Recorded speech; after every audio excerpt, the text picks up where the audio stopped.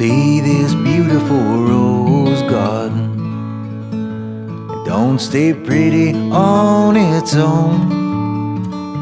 So said my mother to me this summer when I went home. There's a special way to prune them. They need water every day, and let's hope the wind is kind, doesn't blow them all away.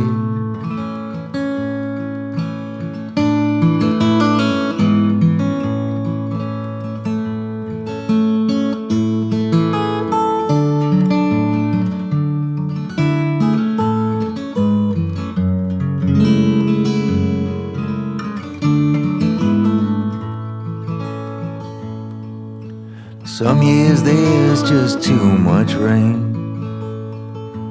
All that snow